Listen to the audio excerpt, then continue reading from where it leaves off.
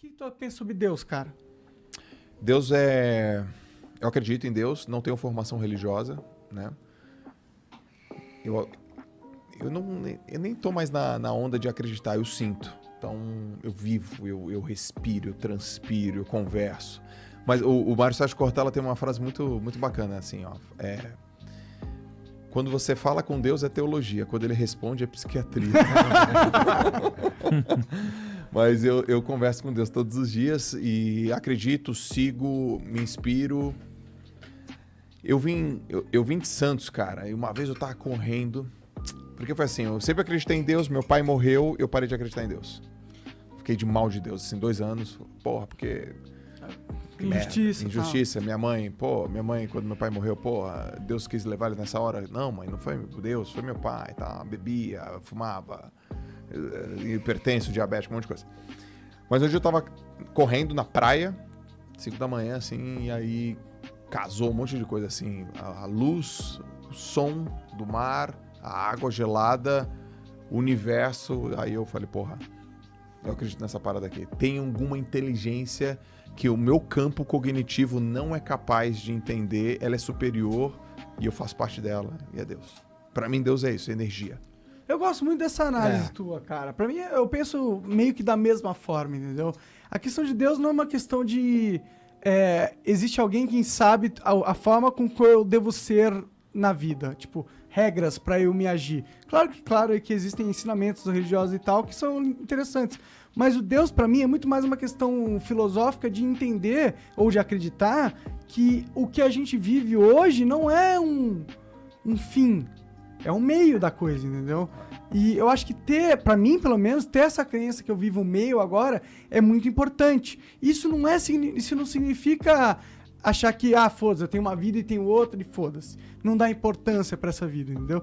Significa que é acreditar que a realidade é muito mais que algo finito, momentâneo, de 100 anos no máximo. Eu me recuso e eu não gosto de acreditar que tudo que há pra nós, pra nossa consciência, é o que existe, que a gente sabe que é. Entendeu?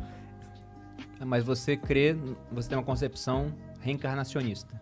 Não necessariamente. Eu não sei se a gente reencarna. Eu só acredito muito fortemente que a nossa consciência ela tem um propósito maior do que só ajudar a construir esta realidade, entendeu?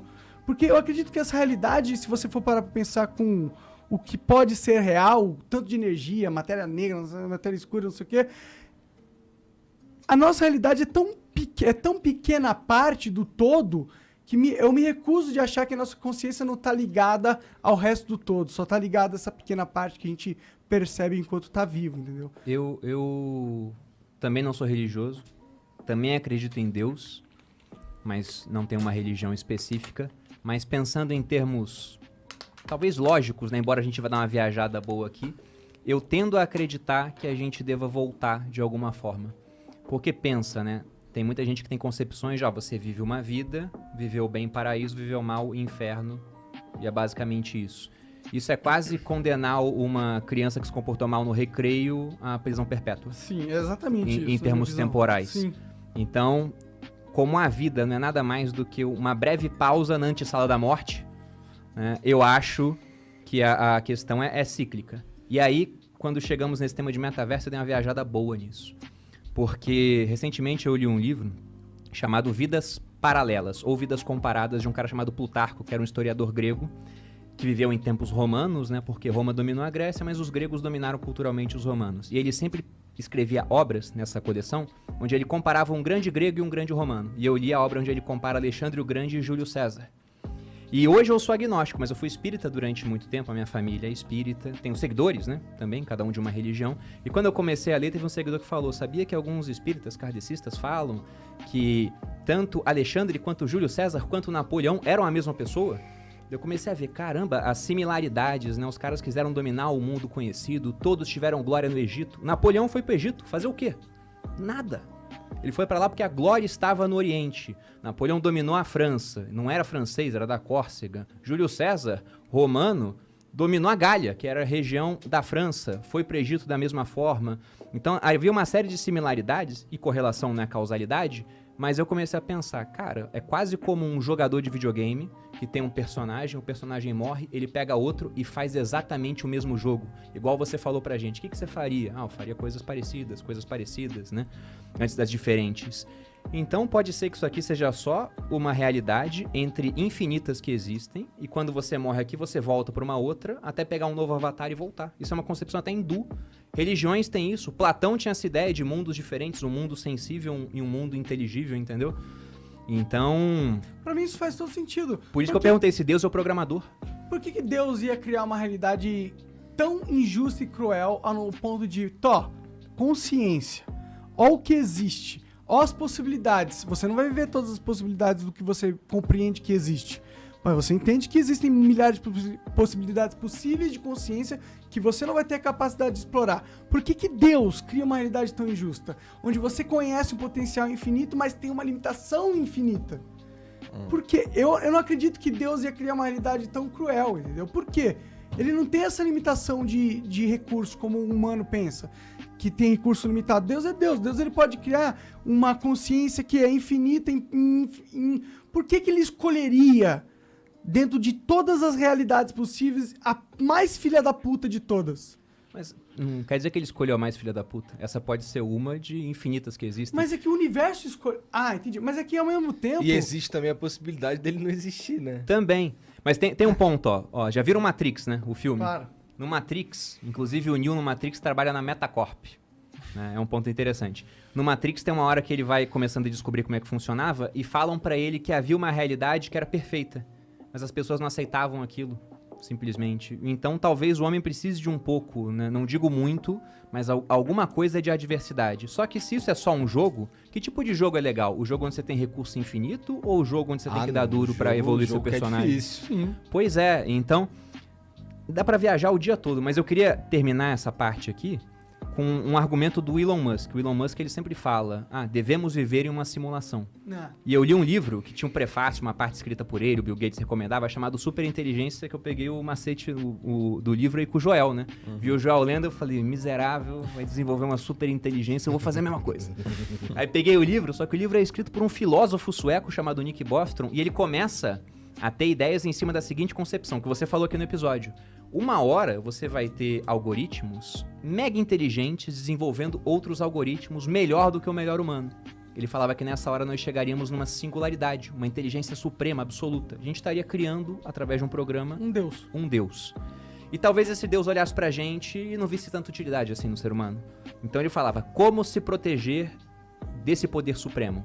Aí o que ele dizia, uma das vertentes, coloque essa inteligência suprema dentro de um mundo à parte.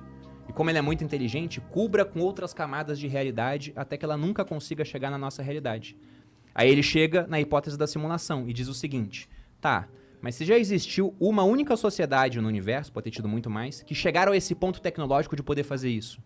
E aí você tem a criação de infinitas realidades e nós vivemos em uma apenas. Qual é a chance de que a nossa realidade seja a realidade de fato e não uma simulação de uma outra realidade? A chance é de 1 dividido por um número que é infinito, não para de crescer. Então a chance que isso aqui seja o plano real e único, nessa hipótese, é 0. Tende a 0. Entendeu? É bem pequeno. É, ridiculamente pequeno. Eu tendo a concordar com essa visão. O que vocês acham? Passa a maconha pro Thiago e ele vai dar o opinião. Caralho, a cara do primo passa a bomba aí. O primo já tá no Japão já. A minha visão é muito diferente da do Thiago quanto a isso. O Thiago, ele parece ser bem realista, talvez. Bem cético. É. Um cara sem crenças, assim. Sim, cara, eu sinto que você... Eu sinto que... Eu vejo nos seus olhos que você tem uma dúvida forte sobre a vida nesse sentido. E que isso te corrói por dentro de certa forma. Caralho, o cara agora é psicólogo. Fala mais. Que Mãe de Ná. Mas isso Manda a profecia, isso é meio que uma obviedade, na real. Porque essa questão do porquê nós estamos vivos e pra onde nós vamos, se vamos pra algum lugar, é algo que corrói a alma de qualquer pessoa que tenta pensar sobre o porquê ela tá viva ou sobre o que tá acontecendo, entendeu? E como você é um cara que criou muitas coisas e soube se movimentar em muitas áreas, eu acredito que você é um cara que pensa sobre a vida. Pensa sobre o que está acontecendo. Portanto, não tem como você não ter essa dor existencial. E pelo fato de você não ter essa resposta, e não estou falando que a gente tem, mas você acredita numa resposta diferente da gente, numa resposta mais racional, mas também um pouco mais cruel. Eu acredito que vai trazer uma dor existencial para você, de certa forma. É mesmo, cara. Você vê o que é o estereótipo, né, cara? Cara... Falou pra caralho meia hora aqui e não tem nada a ver. Não, cara, a sua leitura, ela é bem factível, é bem realista. Mas a parada sobre Deus comigo é o seguinte. Cara, já aconteceu algum milagre na sua vida? Já. Já? Vários. Milagre. Vários. O que você chama de milagre, só pra definir? Milagre é uma coisa que, tipo... Tinha que estar os astros alinhados de uma forma perfeita para que desse certo e deu certo. Cara, quando você é uma pessoa cética, como eu sou, é muito difícil você acreditar em alguma coisa sem você enxergar ou sem você sentir, né? Pessoas céticas como eu precisam enxergar alguma coisa que quebre um padrão matemático, um padrão racional, para que de alguma forma isso entre na sua mente, né? Na Bíblia tem uma passagem, na verdade algumas passagens, onde Jesus, ele estava andando, não acreditavam nele, ele foi lá, fez um milagre, ele falou, caraca, meu Deus, e agora passou a crer, né? Um monte de gente assim. E comigo, cara, é o seguinte, comigo aconteceu um milagre também, entendeu? Comigo aconteceu um milagre também. E quando aconteceu um milagre na minha vida, ficou indiscutível a existência dele. Indiscutível. Não, De Deus? a existência de Deus. Indiscutível. E imediatamente, isso me trouxe duas coisas. A certeza da existência de Deus e o que eu vim fazer, mano. Imediatamente. E isso não aconteceu há muito tempo. Foi recente. Foi uma busca que começou há 2 anos. Mas a minha chave só virou agora em relação à minha vida. Porque, veja só, cara. Com o limite do que a humildade me permite, né, trazer aqui, eu sou uma pessoa com magnetismo.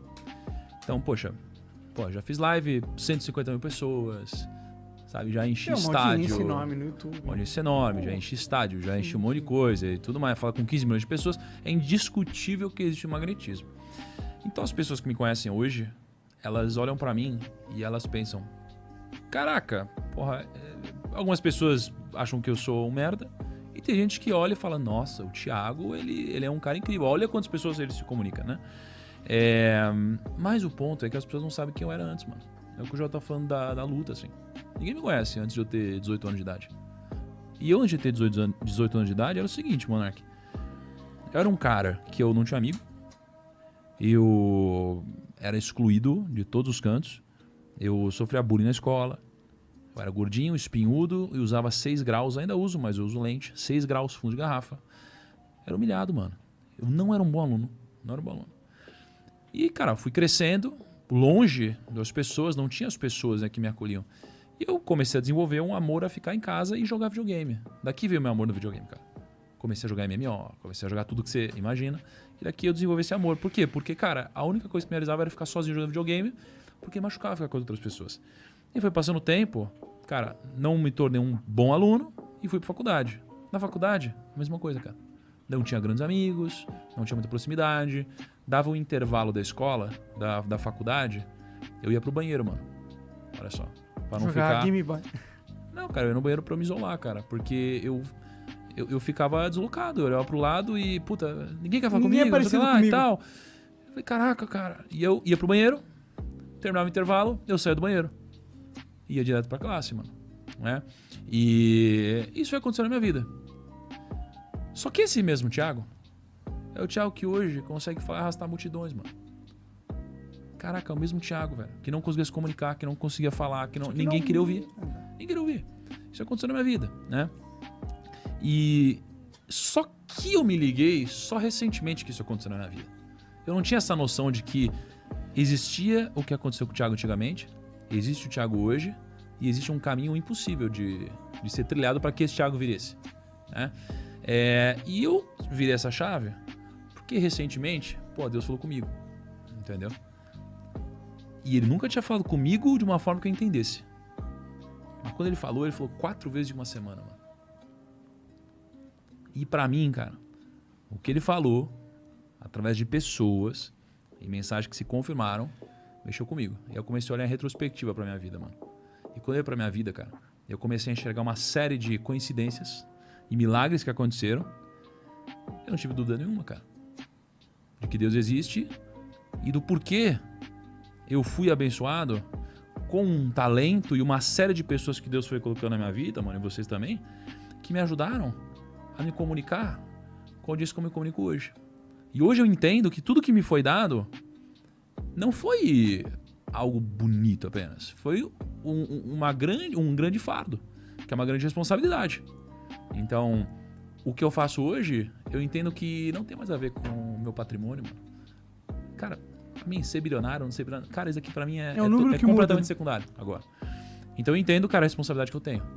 Pra mim, Deus é indiscutível. Mas eu também entendo que não acredita, porque eu preciso sentir. Eu achei que você não acreditava, mano. Achei que você era cético pra caralho. Eu preciso sentir, cara. Entendeu? Então hoje daí me deu muito sentido. E aí, cara, eu tô numa jornada agora. É uma jornada que tá só começando. Quanto tempo faz que você deu essa virada? 2 anos, você falou? Ela começou há 2 anos. É. Mas eu não sabia. Entendi. Você tava num processo de transformação, mas não tava consciente dessa Eu não sabia o que estava acontecendo. Eu me liguei há uns 40 dias. Aí quando eu me liguei, eu lembro que eu fui na casa do Joel conversar, inclusive. E eu falei, Joel, aconteceu isso. E aí ele falou umas paradas também. Então, cara, a responsabilidade, eu entendo que existe uma responsabilidade diferente sobre mim hoje, entendeu? Sim. Você acha que isso tem a ver com sua vitória? Eu acho que é o contrário. Isso não tem a ver com a minha vitória. Não, tipo, você venceu. Bom, indiscutível, você venceu na vida, na questão capitalismo da vida, né? Certo? Tá. Você acha que pelo fato de você ter vencido, você chegou naquele momento onde você não enxerga o próximo passo e pra isso você precisa ter um... Não, porque eu tinha muito mais consciência dos meus próximos passos antes e, cara, o meu plano, ele tava totalmente alinhado. Quando isso veio, eu falei, caraca, não é por aqui. Isso mudou completamente pra mim. Mas por que eu te digo sobre o milagre, sobre a coincidência que começou há 2 anos atrás e eu não sabia? Porque há 2 anos atrás, eu e a Ká, a gente tava A gente tem um grande amigo. Esse grande amigo chamou a gente pra ir num casamento em Portugal. 2 anos atrás, cara. E aí, a gente foi pra esse casamento. A gente tem dinheiro. A gente, consegue ir pra esse tipo de situação. Poucas pessoas foram. E quando a gente chegou lá, né? A irmã desse nosso amigo ia casar. Quando a gente chegou lá, adivinha? O nosso amigo não tinha ido, mano. Ué? Deu pra trás? O nosso elo, o irmão da... tá, entendi, tá. Não, ele era o irmão da noiva. Ah, entendi. Só que ele era o nosso elo. E ele não foi. Aí ficou eu e a Ká. Sozinho, tipo, caraca. Portugal. Cara, a gente conhecia a noiva e tal, mas era diferente. A gente falou, caraca, essa não é a nossa galera. E a gente ficou uma semana sem entender, cara, o que tinha acontecido e tal. 2 anos depois, eu entendo por que essa viagem aconteceu, mano. Porque nessa viagem, um amigo meu, o Thiago Brunet, mandou uma mensagem dizendo assim, cara, eu vi que você tá em Portugal, eu também tô. Vamos se encontrar? Vamos. A gente se encontrou. Nesse dia, ele falou o que eu disse no começo do podcast. Ele disse, você precisa começar a ler a Bíblia, cara. E hoje eu entendo que, cara, essa viagem só aconteceu pra que a gente se encontrasse e ele me passasse essa mensagem, cara. Entende? E dali tudo começou. Mas eu só percebo hoje, 2 anos depois das coisas que aconteceram, a semente que foi plantada há 2 anos, entende? Então, cara, para mim é indiscutível. Quando você sente, é indiscutível, né? E junto disso vem uma clareza de propósito e vem ao mesmo tempo uma responsabilidade da missão. Então, para mim é um pouco disso, cara. Você falou que você tinha todo um plano e mudou esse plano. Você consegue me dizer exatamente o que exatamente mudou pra você depois que teve essa conexão? Eu tinha um plano mais capitalista e entendi que aquele papo da felicidade sempre está onde você não está, né? Eu entendi que a felicidade está onde eu estou e que meu plano não era mais um plano apenas capitalista. Eu entendi que o plano capitalista era importante para que eu conseguisse trazer pessoas que admiravam também meu sucesso, né? E para entregar mensagens para essas pessoas, né? Mensagens sobre negócio, mensagens sobre finanças, mensagens sobre mentalidade. É um manutalismo. E outras mensagens. Quê? Desculpa. Eu tô bêbado. Humanitalismo. Capitalismo, humanitalismo. Caralho. Entendeu? Desculpa. Cara, então assim, o que mudou foi isso. Pô, meu plano era um plano linear, linear / exponencial econômico. Negócios, crescer a nossa empresa. Pô, a gente tá em um momento incrível na nossa empresa, trazendo muita gente, desenvolvendo muita gente.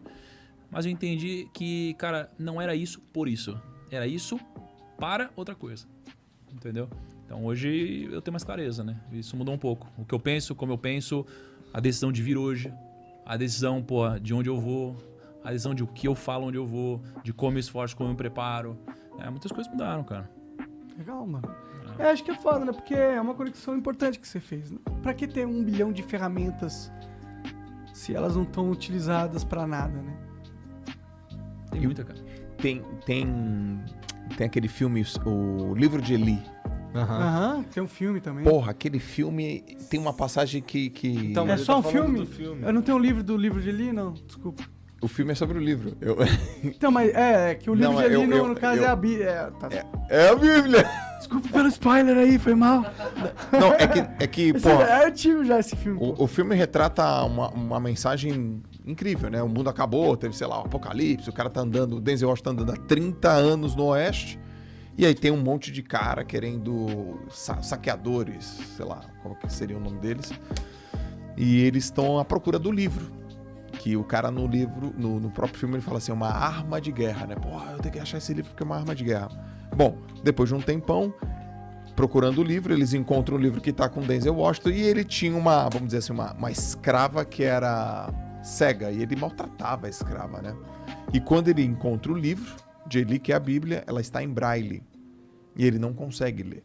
Qual que é, acho que é a grande mensagem? De que adianta você ter a ferramenta se você não sabe pilotar a ferramenta, se você não sabe o idioma? Acho que é um pouco do que o Thiago falou, né, cara? Então a ferramenta estava aqui, mas a gente não tinha a sensibilidade para ele. Eu falei a gente, né, agora, né? A gente não tinha sensibilidade para pilotar, para usar. Velho, aconteceu comigo idêntico, velho. Idêntico da sensação. Uma vez eu tava dando um treino e eu tive uma vontade de começar a falar algumas coisas no meu treinamento, as pessoas começaram a chorar e a palavra ia fluida, e eu tava falando de coisas importantes, família, cara, cuida da tua família, pô, é importante pra caramba, porra, você é único. Eu fui falando coisas e eu olhei pro cenário e as pessoas foram destravando, chorando, sei lá o quê, e foi inquestionável, cara, que eu tava... Eu vou falar de um jeito que é o melhor jeito que eu sei falar, tá? Que eu não estava sozinho. Foi inquestionável, cara. Inquestionável.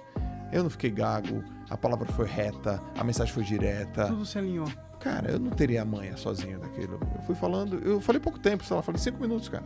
E eu falei, cara, tem alguma coisa, tá rolando aqui, cara. Então eu não sou a mensagem, eu sou o mensageiro, então eu sou um instrumento. Naquele dia, que tem uns... 40? Não, tem algum... Porra, não sei quanto tempo tem isso exatamente. E eu falei, velho, tem uma habilidade, ou foi me dada uma habilidade, eu tenho que usar e com muita responsabilidade, velho. Porque o que a gente fala e onde a gente fala e do jeito que a gente fala é capaz sim de fazer uma pessoa tomar uma decisão, velho. E ao tomar uma decisão, a pessoa simplesmente muda a direção da vida dela. Sim. Então a gente tem que ser muito responsável, cara. E aí tem uma parada, né? Que... Pô, a gente tava falando agora há pouco sobre vozes, né? Tipo, nossa cabeça, como a gente pensa, o que a gente ouve, decisões e tal. E, cara, imagina assim, ó. Você nunca ouviu alguma voz. Você não vai identificar na multidão, cara. Mas, pô, se o seu filho grita no meio de 100 pessoas, você vai olhar e falar, caraca, peraí, meu filho, cadê ele? Você vai ouvir ele. Porque é seu filho, mano. Né? Você já ouviu ele chorando, você já ouviu ele gritando. Você sabe quem é seu filho. Cara, você vai discernir. A voz de Deus é igual, cara. Entendeu? Então, assim, uma vez que você ouve, porra, você sabe qual é, mano. Então, dentre todas as vozes que tem na sua cabeça, nem que seja uma invenção da minha, cara, existe uma voz aqui dentro que eu sei qual é, entendeu? E é a voz que me guia, mano.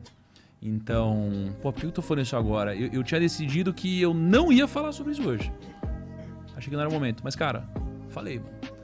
E de alguma forma eu tenho certeza que uma pessoa que tá assistindo a gente aqui tá olhando isso falando, caraca, isso foi importante pra mim, sabe? Hoje, porra, o Gaules foi lá, a gente gravou um podcast com o Gaules contou o momento de, cara, quando ele tinha decidido que ia se matar, aí subiu no parapeito, vou pular, tocou o interfone. Para, né, mano? Para, cara. E depois disso que aconteceu, logo depois disso, ele virou o Gaules que te conhece. Não antes disso, depois disso. E depois disso, cara, ele fez live pra 400 mil pessoas. Depois disso. Ele é bom? Bom pra caralho. Mas não tão bom, mano. Não dá pra ser tão bom. O cara fala com 400 mil pessoas. Tem uma parada a mais. Quando eu fiz uma live pra 150 mil, me perguntaram, cara, como você botou 150 mil pessoas? Eu falei, cara, eu sou bom, tenho algoritmo e tal, mas eu falei, mas eu acho que eu não sou tão bom assim. Tem alguma parada a mais. Vamos pra 150, cara. Né? Não dá pra, assim, eu sou bom, mas não tão. Porque não tem como. Existe algo maior que nós que fez isso acontecer. Isso, só que agora que eu entendo, cara, que isso aconteceu, a pessoa que me colocou nesse mundo disse o seguinte, você quer mesmo, Thiago, fazer parte desse mundo? Eu falei, cara, quero, tenho certeza. Ele falou, tá bom, mas eu quero te dizer o seguinte, uma vez que você entender que isso existe, não tem volta. Você quer mesmo? Eu falei, quero. Ele falou, tá bom. Eu entendi, mano. Só que agora não tem volta. Porque agora, se eu não arcar com a minha responsabilidade, agora a culpa é minha. Aí eu tô errando porque eu quis. Aí eu tô errando intencional. Eu tenho responsabilidade agora sobre o que eu faço. Não antes, quando eu era ignorante. O ignorante não tem responsabilidade. Ele não sabe, ele não tem culpa, coitado. Eu era um ignorante nesse aspecto. Agora, cara, a responsabilidade é grande, mano. Foi muito talento, cara. Olha o talento que vocês receberam. Vocês acham que vocês não têm um propósito, cara? Cara, vocês são... Eu conheço vocês fora daqui. Eu gosto muito de vocês. Vocês sabem disso. Vocês sabem disso. Mas, mano, por que vocês têm tanto resultado, mano? Além de ser bons, vocês são os mais inteligentes? Vocês são os mais bonitos? Não, Vocês são... definitivamente Caralho, não. mano. Claro que tem coisas que fazem vocês serem muito bons, mas tão bons, mano? Vocês permitem que a voz de pessoas como as nossas cheguem em uma galera, e dessa galera, muitos que às vezes estão precisando exatamente do que ouviram aqui, cara. Entendeu? A gente se alinha, né? A gente se alinha a algo que é maior que a gente. Por isso que a gente tem poder. Eu vou deixar pra lá. Você sempre pergunta Senão eu o vou que é muito- Deus? Hã? Eu sempre pergunto o que é Deus? Não Cara, isso é uma Só pergunta quando surge a oportunidade. que é sempre, né, cara? Eu me pergunto sobre o que é essa vida e o que é Deus no sentido... Pra mim, Deus é importante pra explicar o que é isso que tá Se acontecendo. liga, acreditar em Deus dá ROI positivo. É um quê? É um ROI Acreditar em positivo? Deus dá ROI positivo. Eu total acredito nisso. Cara, e se, né? Pensem, e se existir? Se existir, é melhor E se existir? acreditar, né? Tem Cara, o, e a mesmo aposta de assim, Pascal sabe fala disso. por que o ROI é positivo? Porque mesmo se não existir, dado a realidade, é melhor acreditar. É Então, lógico. tem- Morre alguém da sua família. Pô, beleza. Acontece uma coisa ruim com você. Reconfortante. Cara, é reconfortante. Então, mesmo se não existir, te É trouxe tanto melhor benefício. acreditar. Tinha um filósofo chamado Blaise Pascal que ele falava isso. Olha, vale a pena acreditar em Deus. Porque, bom, se ele não existir, ok. Mas se ele existir, é melhor que eu ter acreditado nele, né? Sim. Do que não acreditar. Só que esse ponto que você falou também é interessante, porque o ser humano, por natureza, é um ser imediatista. Ele tende a querer tudo agora, né? A gente tem, em termos econômicos, níveis de preferência temporal altíssimos. A gente quer tudo agora. A criança é um exemplo disso, que é o ser humano em o mais próximo possível estado natural. Você pega uma criança de 2 anos, é um indivíduo extremamente violento. Bate nos amigos, pega, morde, não sei o que. Se tá com fome, chora, recebe comida na hora. Tá com sono, chora, alguém bota pra dormir. Conforme vai crescendo, ele vai amadurecendo, entendendo que você tem que abrir mão de certas coisas agora pra ter mais no futuro. Aí você entra numa faculdade pra ficar 5 anos lá, ralando, sem poder trabalhar direito, ganhando pouco onde trabalha, porque depois você acredita, vai vir minha recompensa. Qual é o nível de preferência temporal do cara que acredita que essa vida que ele vai ralar, porque a recompensa é na próxima, né? Entendeu? É o nível máximo em termos de maturidade, pensando nesse sentido. Sim. O cara tende a se dedicar bastante a essa vida pensando, não, a recompensa não tá aqui nesse plano, tá num próximo. Eu não sou um cara, como eu disse, religioso, mas até em entrevistas lá no Grupo Primo, a gente faz entrevista de emprego assim, eu costumo perguntar, cara, como é que é você na vida normal, assim? Eu não pergunto, você tem religião? Aí quando a pessoa fala, não, eu sou religioso, sou quem vou na igreja, eu vejo como um ponto positivo, assim, que é um cara que ele tem crenças em coisas maiores, né? Porque, por exemplo, eu acredito na lei aqui no Brasil. A lei muda o tempo todo. Até 1888 tava lá na lei, a escravidão era legal, né? Porque era legal, era moral? Não. Agora, se o cara tem princípios maiores, que ele acredita que são coisas até eternos, que transcendem o tempo, Sim. olha só como é que esse cara tá sendo bem guiado. Independente da religião que ele tenha, né? Podem mudar alguns princípios, tudo, mas aqui no Brasil, por exemplo... É um criador de princípios no homem, né? Exatamente. O que importa são os princípios. Exatamente. Poucos e bons princípios. Poucos e bons. Porque toda regra inteligente é curta, né? Exatamente.